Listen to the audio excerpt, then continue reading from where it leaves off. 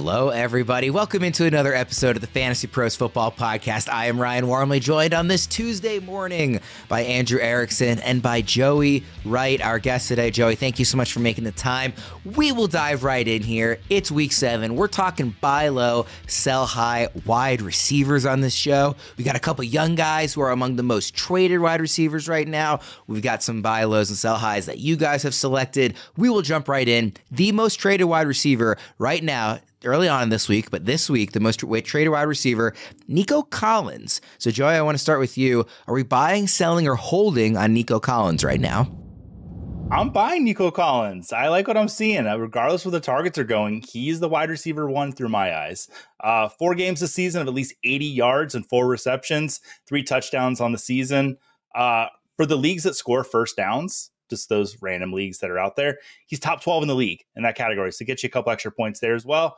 He led the team in snaps the last 3 weeks, and Houston's going into their bye week. And we mentioned it with Damian Pierce. You might be able to get him at a little bit of a discount because he won't be playing this next week. So I'm buying Nico Collins. Yeah, you mentioned that first down stat. Even if you're not in a league that tracks that sort of thing, it still just shows like what the team thinks of him in that offense as a go-to guy when you really need to convert and move the chains. So I like that stat a lot. Yeah, Nico has been super fun. We talked about it actually before we started recording this show, just how fun the Texans offense has been and in general, and you know, the night and day look of CJ Stroud, and just Nico Collins, I think, is the biggest beneficiary of that, you know, both in the short term and the long term. So I'm with you there. Erickson, what do you make of Nico? Dude, I love Nico Collins, man. Dude, he's playing so well. He's beating man coverage constantly. And I get that he's not getting a ton of volume necessarily. Some weeks he sees less targets than some of the other guys. But, dude, when Collins gets the ball, man, he's making big plays. Like, he's been super efficient. So he's making the most of his opportunities. Even in this last game, I mean, the fact that he's like can get 80 yards on like 4 catches or whatever, like, it's all big plays with Nico Collins. And I would say it's unsustainable. But if you just watch the plays, like, he's beating man coverage. Like, he made a great play against Marshawn Lattimore. He's making sideline catches. Like, he's just good. And you want to buy talent at the wide receiver position. So especially with the schedule easing up, I love buying Nico Collins right now. I've got some trades I want to throw your guys' way. These are real trades that have gone down in Fantasy Pros My Playbook, and I want to get your opinions on them. First one, it's a wide receiver for wide receiver challenge trade. Joey, I'll start with you here. Nico Collins for Michael Pittman. Who would you rather have in that trade? Man, with the Gardner Minshew news, it might change. No, I'm still going to stay. I'll stay with Nico. I like Nico better. Erickson, what do you think about that one? I'll stick with Pittman. Pittman's production has been improved with Gardner Minshew because they just like throw the ball more than they did with Anthony Richardson. So I think I'll stick with Pittman. Pittman's already I think Pittman's like where we want Nico Collins to be. So I think Pittman's already kind of done that, whereas Nico Collins is getting to that level. So I'll just take the guy that I've already kind of seen be a fringe fantasy wide receiver 1 first over Collins, who I think could finish in that position at the end of the year. Joey, how about Nico Collins for Jaleel McLaughlin? Oh, Nico Collins. Yeah, even with everybody needing a running back. Yeah, no, I mean, I'm not completely bought into Jaleel McLaughlin. Maybe because I can't say his name correctly. No. But I like Sarah McLaughlin. But maybe I'm just holding out a little bit more hope for the Denver running backs there. That is the collective group. But I do love what I see out of Nico, so I'm not trading him for McLaughlin. Erickson, what do you think on that one? I don't want any part of this Denver 3-headed backfield. Like, yeah. No, thank you. I think that's thank really you for fair. Saying it was 3-headed. Yeah, that is a trade that really did go down, but I do tend to agree with you guys on that one. And then lastly, Nico Collins plus Sam Laporta for Travis Kelce. Joey, how about that one? Can I plead the fifth? No. Listen, I love me some Sam Laporta, but I would probably still rather have Kelce. That's tough. Yeah, Erickson, Collins plus Laporta for Kelce. You making that deal? Unless I have really good wide receiver depth and I can feel good about who I'm going to start now without Nico Collins. I mean, Travis Kelce's obviously been very good.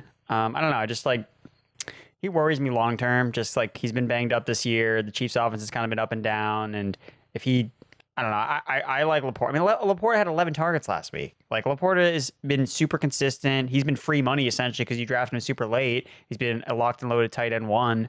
So I don't think I'm going to make that trade. I think I'm going to stick. Unless I really feel good about our receiver depth behind Nico. And Nico's like, I can just basically ship him off for free.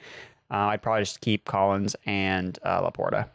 Let's go to our next most traded wide receiver. It's a guy who has been in this segment before already this season. It's Zay Flowers. Erickson, I'll start with you this time. Buying, selling, or holding on Zay Flowers? He's always a buy. Always a buy, always a hold. The guy I put my chips in on, first touchdown, Zay Flowers in the London game. People were messaging me like, I woke up, Zay Flowers scored the touchdown, and I was pumped up. So we were live on Discord when Zay Flowers scored, and I was on cloud nine, everybody. It was awesome. So I'm all in on Zay Flowers. Been all in on him since draft season. I'm sticking with Zay Flowers. He's so clear the Ravens wide receiver one. Like he's running laps around. Dude, Rashad Bateman looks horrible. Like I don't know what's going through his mind right now. He's just been playing so bad. Every time that Lamar throws him the ball, it results in a bad play. It's like a drop, interception.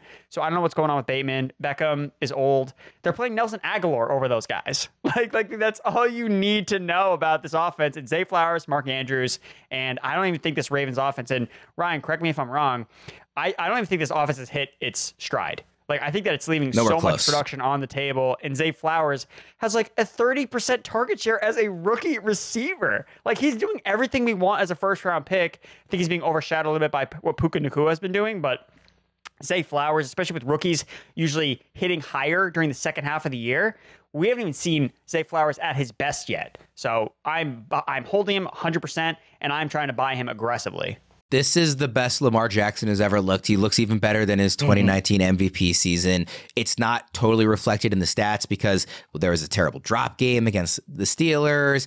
There's been a little stuff here that's like just off here and there as kind of the whole offense tries to coalesce, under Todd Monken for the first year. It might take a month or two. I don't think it's like a long-term concern at all, but Lamar looks amazing. Like you said, Zay is the guy. By the way, I definitely would have also been betting first touchdown scorer if I had known that the Titans were going to try and cover him in space with Harold Landry. That is the biggest mismatch I've ever seen, given the way Zay Flowers moves. That was exciting to see him get his first touchdown. Taken out of the notebook of when the Steelers tried to cover Keenan Allen with with linebackers in the slot. Yes, it's just not going to go your way there. But yeah, obviously, I'm a little biased there. But Zay is. But you're not wrong. I know I'm not wrong. Is the thing. I'm allowed to be biased if I'm also right, and I am right. Zay Flowers is amazing and super fun to watch. Joey, I'm sure you agree on that one. I think I professed my love to him earlier in the podcast, so hopefully he downloads so he can hear me say that. No, I mean, the only reason I'm not going to say buy for him is because I feel like the buyer's window might be closed on him. As far as players getting the ball in their hand, he is the most exciting rookie that I've seen this year. I know there's a lot of love, like you said, going Puka's way, but I want to see me more of Zay Flowers red zones. Please get him on there for me. He's leading the Ravens in targets, receptions, and total yardage. He's a stud. He makes Lamar Jackson better. Let's go. And this isn't even one of those things where it's like, oh, he's the number one, wide receiver, but the number one target's still Mark Andrews. Just in watching I don't know what the numbers say, but in watching the game-to-game flow, he is the guy they're going after at all times. When it's available, Lamar is throwing to Zay Flowers. That's. Yeah, I mean, he has a 30% plus target share. Yeah. That number is for the elite wide receivers in the NFL. You don't just wake up as a rookie and be like, oh yeah, 30% target share, no big deal. That is an elite number, and he's doing it as a rookie wide receiver. This is uncharted waters, and he's crushing it. And I will also say, if for anybody who watched that Ravens Steelers game, don't overreact to, yes, Zay was bad. He had drops in that game. The entire team had drops in that game. That was a fluke. He's been very reliable. I wish the average depth of target was bigger, but it's not like he's dropping balls right and left and he just happens to be electric when he gets it. He's been making tough contested catches down the field when they go his way. I mean, I'm so giddy, watching him win a Ravens jersey, quite frankly. Let's go to some trades here. Would you trade, Erickson, I'll start with you here. Would you trade Zay Flowers for James Cook?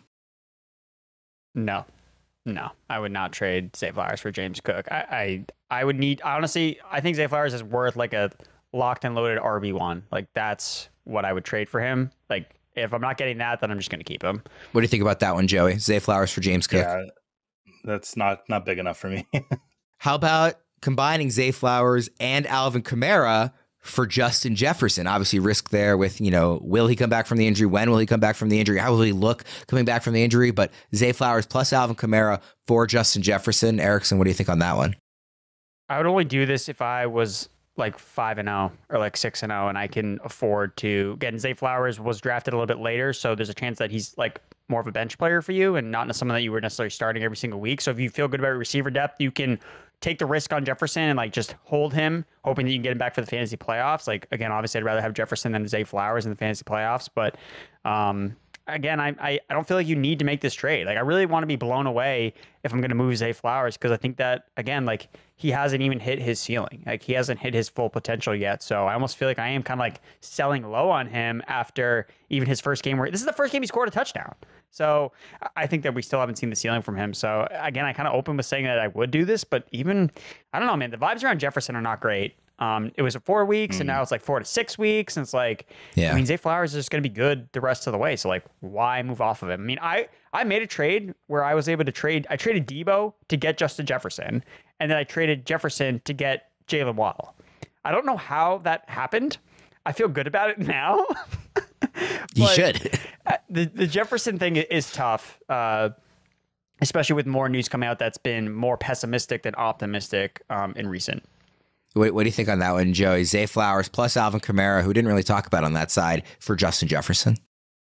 Yeah, I like Alvin Kamara. I mean, he's getting, for fantasy, I should say, I like what Alvin Kamara is giving me week to week in PPR leagues.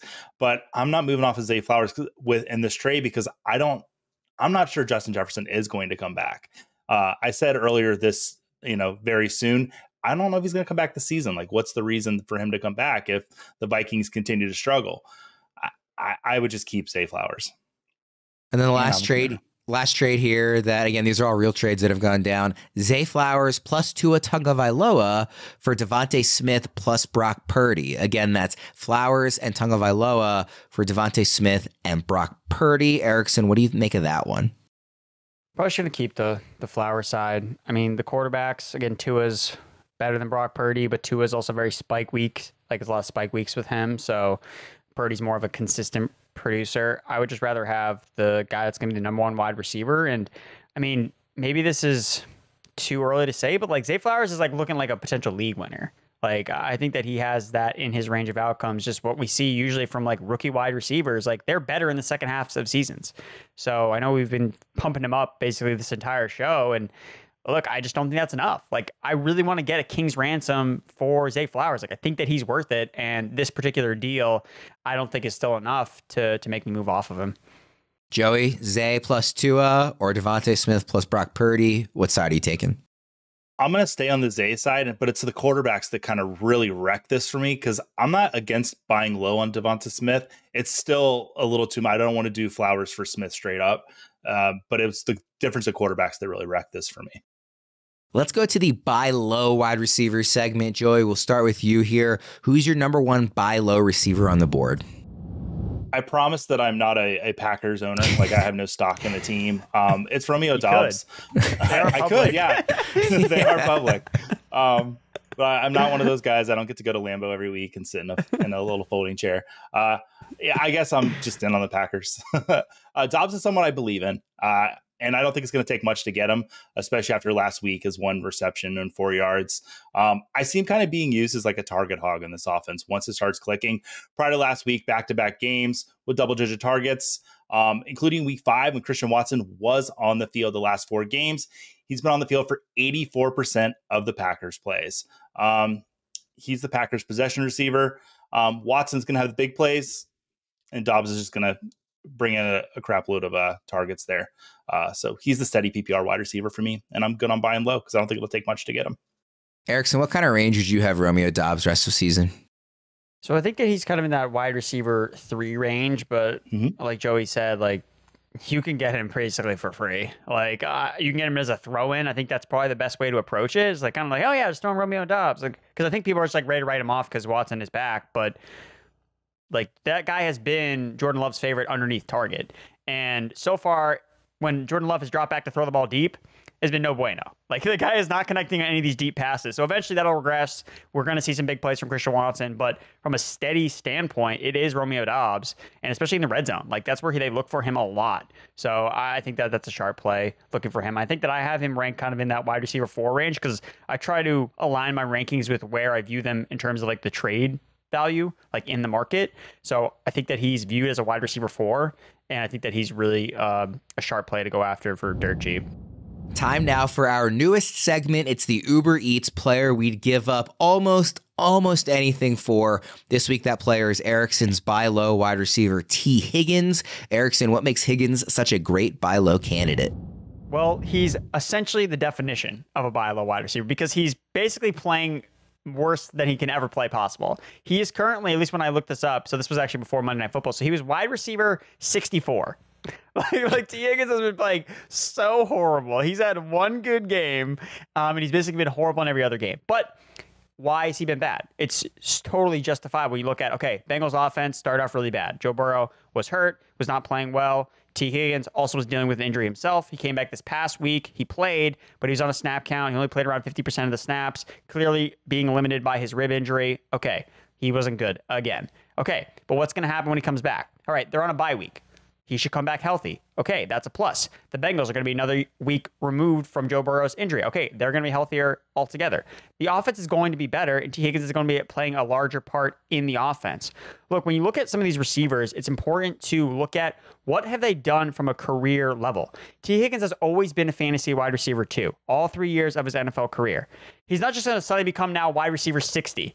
Like, that's not how things work. He's going to regress positively, and that's going to mean he's probably going to finishing as a wide receiver 2, like he's done every single year of his NFL career. So based on that, he's an easy buy low because he's not going to be as bad as he's been, because you're looking at just his role in the offense in terms of just expected fantasy points. He's wide receiver 21 expected fantasy points per game. He's going to be a top 24 wide receiver when it's all said and done. Like, just based on his career resume, this is how these things work. So I think T. Higgins is such an easy buy low. He's on a bye week too, which makes him like that much easier to get. Honestly, after this week, I'm pretty sure I'm gonna have T. Higgins on every single one of my fantasy football teams, and I think it's a sharp move to make. Bye week in week 7. Week 8, he's at San Francisco, so it could be a couple, tough ones. The managers for T. Higgins might be looking to get rid of him. You said he's wide receiver 64. If you take out that week 2 blow-up game against the Ravens, his average finish is wide receiver 94 this season. It is. I mean, he has 6 catches for like 60 yards on the year outside of that one game. So, I mean, it's been as abysmal as you could possibly have predicted, or really not have predicted. I mean, it's been crazy bad. Joey, what do you think about T. Higgins, as a trade option? Yeah, I think people should just send this clip to your trade to the managers of T. Higgins in your league to get him, because he's T. Higgins. I mean, I think Joe Burrow getting a bye week is going to rest up a little bit more. That calf's going to be even better when he comes back, which means T. Higgins is going to be better once he gets back. Now, San Francisco's scary, but once you get past that, we're all good. So I'm 100% okay buying T. Higgins low, and get him as low as you can. Which is right now is the lowest you'll ever be able to get him. Get food delivered from your favorite restaurants, plus groceries and other essentials delivered straight to your front door with Uber Eats. This football season, stay planted on your couch and get anything, well, almost anything you need for game day by ordering on the Uber Eats app. Uber Eats, the official on-demand delivery partner of the NFL. Order now. Alcohol in select markets. Product availability may vary by region. See app for details. Joey, let's go to your number 1 sell high wide receiver. Yeah, it's Drake London from the Atlanta Falcons. And just let me say first, I don't dislike Drake London. I just don't like him in this offense. Atlanta's still one of the more run-heavy teams in the NFL. Now, they have thrown the ball a little bit more. They're no longer the most rushing team in the NFL. Now they're the 8th in rushing play percentage, 24th in passing play percentage. So they've come up there as well. Last 2 weeks, it's been encouraging from him. 15 receptions, 203 yards over the span, but I've not forgotten the first 4 games. He failed to eclipse over 35 yards in 3 of those 4 games. Now, he padded 2 of them with some touchdowns. So it kind of makes the stat line look a little nice. If other managers in your league are buying London, I'm ready to sell for a more reliable option.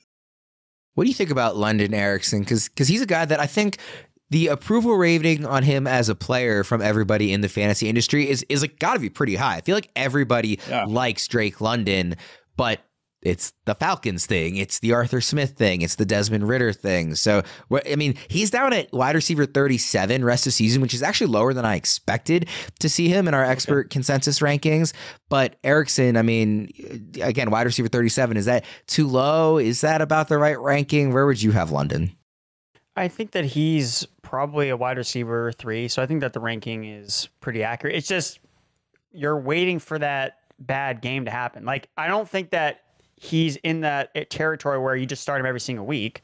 Like, that's concerning. Like, I think he's still matchup based, and this past week was a great matchup for him. Like, I talked about him in the Start Sit Show. I was like, he's playing the Commanders. Like, this is the good spot for Drake London. He had a great game.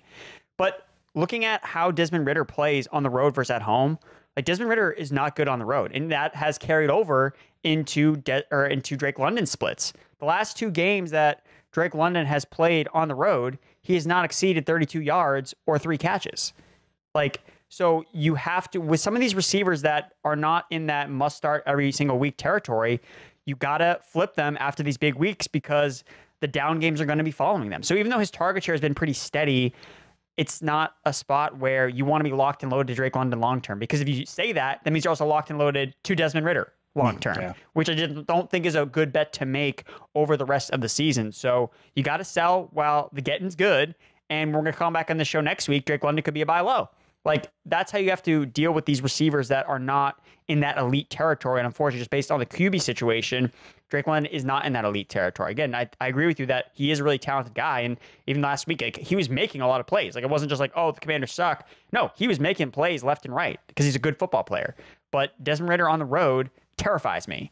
And that's going to trickle over until Drake London's production. So if we could treat this like Madden and say all trades accepted and come in and force like Kirk Cousins to get traded to Atlanta, for example, obviously that's just a hypothetical, but in that scenario, Joey, how much higher would Drake London be? And I guess what I'm asking is how much specifically is it Desmond Ridder that's holding down his value? That's part of it. I mean, Arthur Smith's also part of it. Until he lets the team pass a little, I mean, he's actually doing the let him pass a little bit more, but it's got to be even more than this for me to really be in on Drake London. And Kirk Cousins coming in, that would pump him up a little bit, maybe a couple spots, but not anything crazy for his value. Erickson, let's go to your sell high receiver here. Going with everyone's favorite receiver. I think that I was trying to figure out what this guy would be, and I think that he's kind of emerging as this year's Josh Jacobs, as someone that everybody hated, and now is just like absolutely tearing it up. It's Adam Thielen, wide receiver for the Carolina Panthers. He was wide receiver 3 overall the last time that I had checked the standings for him in PPR. So this is before Monday Night Football. And interesting enough, I was telling the guys before the show started, before we started recording, is that the last time he was a top 3 receiver was in 2018. And Tyreek Hill was also a top 3 receiver. So fast forward 5 years, Adam Thielen is back in the top 5 in terms of fantasy points scored. Didn't see this coming, especially attached to a rookie quarterback. Like, this is just very bizarre.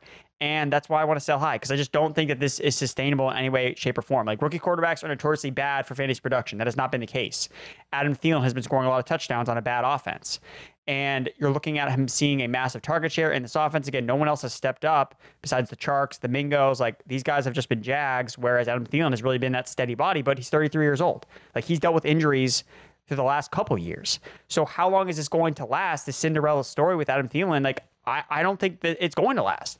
Like, we've seen so much from him the last couple of years where his production has fallen off in the second half of the year. And the fact that he's producing in the beginning of the year is not super surprising to me, because as an older player, like, this is when they produce. But as the season progresses, we start to see them tail off in terms of their production. Now, it's easy to come in here and say, sell Adam Thielen, because a lot of people, I think, agree with me that he's an older player and you should sell him. But at the same time, like, there may not be many buyers of him, because everyone is afraid he's going to turn back into a pumpkin, which I think is going to happen here. So if you can't get anything worth it, then I would just hold him. But I would try to move him or package him to get a more steady asset, or someone that, like, if you could do Adam Thielen versus Zay Flowers, like something along those lines, where someone's looking at the instant production versus what he can deliver for me in the second half of the year. And I think that what shouldn't all be overlooked as well, Carolina's entering their bye week and they're shifting their play calling. They're 0-6, and Adam Thielen has been really productive. I don't think the offense is like, hey, we got to keep giving Adam Thielen the ball because it's helping us win games. it's not. Like, it's not helping them win games. So changing play caller, I think, is going to potentially take away from what Adam Thielen's doing, even though it hurts fantasy managers. Like, this team wants to win games. This team doesn't want to start and lose all its games with Bryce Young as their quarterback. So I think there's changes that are coming. The rumors of them adding another wide receiver, that's going to happen. Like, they're going to trade for somebody, and that doesn't help Adam Thielen either. So I think right now is the time to cash out. Again, if you can't get anything good, then I would just hold him, but I will be trying to move him at least in a package deal. So I want to follow up with a quick question with you, Erickson. And that's, is this, and it sounds like it's more philosophical that you want to move on from him. Like, oh, he's an older wide receiver, you know, who it's still early in the year. There's a rookie quarterback, you know, all that sort of thing. It's very like 30,000 foot view. Is there anything in the actual numbers that says what he's doing is fluky, like there's touchdown regression coming, or it's unsustainable? Or is it more just like taking a big picture view? This is the type of guy that is a very obvious sell high, rather than like the numbers are telling you that. Does that question make sense? Yeah, I think that's definitely more of a process play with Adam Thielen. You're looking at all the factors at play, because like from a numbers perspective, is that it's like he's not running super hot on touchdowns. Like, he has a strong target share in the offense. The other guys are not playing well, so it's not surprising to see that him commanding such a high amount of targets in his offense. But one of the things that's not captured, I think, fully when it comes to like his usage is a lot of it is garbage time. Like, that's something that can be tough to quantify when it comes to like something like expected fantasy points, because it still counts. Like, those points are still happening. He's still getting those targets. But when teams tighten up in the second halves of games and they just decide, hey, we're not going to just play back and let these guys eat us up against zone coverage, then you're not going to see the production from Thielen. Like, Thielen's caught a couple touchdowns in garbage time. You know, last week, obviously, he was really productive in the first half. But at the same time, I think it is really more of a process play. Like, is Adam Thielen really going to finish the season as a top 5 receiver? Like, I don't think so. No, I don't. And honestly, if I had to bet right now, I would bet from here on out, T. Higgins is on a bye week, Adam Thielen's on a bye week. T. Higgins outscores Adam Thielen the rest of the season. Like, that's going to happen because we've seen the sample size of these two players. Adam Thielen tails off. T. Higgins is going to finish as a wide receiver 2 when it's all said and done. So, you know, should you trade Thielen for T. Higgins? I think that you should do it. Maybe you can try to get more, but that's a move I would make because I'm looking ahead. I'm not looking back. And Thielen seems like a guy to me that's going to be on a downward trajectory, whereas T. Higgins, I think, is going to be a riser in the second half of the year. Quickly on Thielen, Joey, he's wide receiver 28 in half PPR rest of season rankings. Too high, too low, or just right? That might be where he settles in rest of the season. I was kind of, and I'm not going to say high on Thielen. I just thought he was a good late round draft pick because I thought he was going to get some red zone targets. I didn't think I mean, this is ridiculous. Wide receiver 3, he's not going to sustain this at all. I would be trying to sell him as well with what you can. But like Andrew was saying, like, I'm not sure what you can get for Adam Thielen because it's a name people know and it's been around a long time. And I don't know. I just don't think many people are going to be buying. So you might just be holding them. Let's get to some listener questions here. These came from Twitter. Question number 1, we just talked about Drake London. This question is, can I actually trust Kyle Pitts for once, coming off of a couple of decent games, especially relative to our, new expectations for him? So Joey, what do you think? Can you actually trust Kyle Pitts right now? I think trust is a funny word. I don't know if we can trust him. I think we can start him. Echoing back kind of to the Drake London sell high, this offense is passing more than they were last season, but they're still run first. It kind of worries me how much Jonnu Smith's being used and like how good Jonnu Smith has been when they're throwing him the ball. Better than Pitts and pretty much catch percentage, receiving yards, receptions. I think you can start Kyle Pitts. I think it's going to come around for him, but I don't know if I'm trusting him. Erickson, are you trusting Pitts right now? The fact that someone's asking this question tells you how they actually feel and they don't trust him. Like if you trust something, you don't ask, you don't question it. You're like, oh, he's in the trust tree. Like I trust him. It's like, do I trust you? Do I really? It's like Aladdin reaching down to Jasmine. Do you trust me? No, I'm not getting on the carpet ride with Kyle Pitts. Sorry, it's not happening. I would trade him. Let someone else deal with this. Look, the Falcons are still dead last in pass rate over expectation. Again, the last 2 weeks have been home games. They've been more back and forth contests. Desmond Ridder turns into a pumpkin when he plays on the road. He's horrible on the road, and you're going to be disappointed with Kyle Pitts this week and probably some of these other Falcons players. So the best way to approach the situation is to cash out. He's had a couple good weeks. Give him to somebody else. Let someone else deal with him, and let someone else ask that question. Should I put Kyle Pitts in my lineup this week? Not you. Not today. Does Kyle Pitts come with like a little monkey as well? I enjoy the Disney references. I was trying to think of a good. I was trying to think of a good Aladdin quote, like "Patience, Iago," on Kyle Pitts. Patience. Let's go to the next question here. What do I do with Calvin Ridley? He's getting targets, but Christian Kirk seems to be the clear wide receiver 1 lately. Joey, what do you think about that one? What are you doing with Calvin Ridley? Yeah, coming into the season, the Jacksonville Jaguars offense was one that I was kind of most excited for. Trevor Lawrence and Christian Kirk kind of did get on the same page. So I thought Calvin Ridley was going to kind of be a second half breakout. But, Ridley's looked pretty well. He was being drafted as a wide receiver too, and he's wide receiver 26. So he's kind of settled where a lot of people were thinking he was going to be. He leads the Jaguars in total snaps among pass catchers. But with rising rookies like Puka Nacua and Zay Flowers, I can understand not having him as your wide receiver 2, but wide receiver 3, flex, I'm totally fine with Calvin Ridley there. Erickson, Calvin Ridley, what do you think, in this offense with Christian Kirk kind of establishing himself more lately? I think that the Jags receivers are just going to be kind of frustrating, honestly. And I think the move is to just sell them after they have their big week, because Zay Jones' household missed a bunch of games and Calvin Ridley's kind of been struggling the last couple weeks. I mean, Calvin Ridley's getting all the usage, right? But he hasn't delivered. And as much as I'd like to say, oh, he's knocking off the rust, this is what he did the last year in Atlanta too. He got all the usage, got all the targets, and was not efficient. So is this a Calvin Ridley issue or an issue with Trevor Lawrence? I don't know. But what I do know is after week 1, Calvin Ridley is 3rd on the team in target share. That's despite Zay Jones missing a bunch of games, 18%. That ranks 50th among all wide receivers. He's 50th in target share after week 1. I know that week 1 game is so hard to erase from our minds, but I feel like there's some anchor bias with that game where it's we saw it. It was oh my God, he's the wide receiver 1. It's 5 weeks later, it's he has not been anything like that. And he even played the Colts again, and he wasn't the same guy. So I'm starting to believe more that week 1 game was a flash in the pan, and Calvin Ridley really more is a wide receiver 2 and not really a fantasy wide receiver 1. Trevor Lawrence has not shown the ability to support fantasy wide receiver 1 weapons.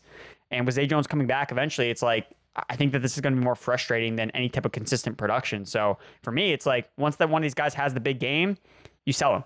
That's how I do it. And I want to sell him for a more consistent asset for Zay Flowers. Give me Zay Flowers over any Jacksonville wide receiver. That's what I would want to do and just sell him after a big game. So Christian Kirk for Zay Flowers, sign me up. Calvin Ridley for Zay Flowers, sign me up. I think that's the best way to approach it. Literally the answer to every question we've asked in this show is just trade him for Zay Flowers. Yeah. When in doubt. Yeah. Last question here. We'll quickly wrap up with this one. Joey, starting with you, would you take advantage of this time without Jefferson to trade Jordan Addison? This person asking the question has both players. And as a follow-up, what running back could you see getting back for Addison? So if I have both, I'm probably going to hold on to Addison. Like I've said a few times, I'm afraid Jefferson might not come back, period.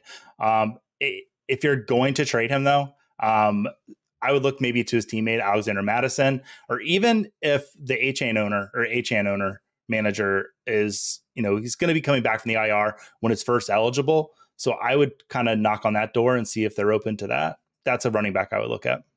Erickson, what do you think about that question? If you have both, would you try and trade Addison? And also, what running back could you see getting for Addison? I'm glad that Joey brought up HN, because that was the exact same name that I was coming to think of. He's similarly ranked, at least in my rest of season rankings, trading a receiver for a running back that has, again, we're not looking at what he's going to give you this week, but what he can give you during the playoffs.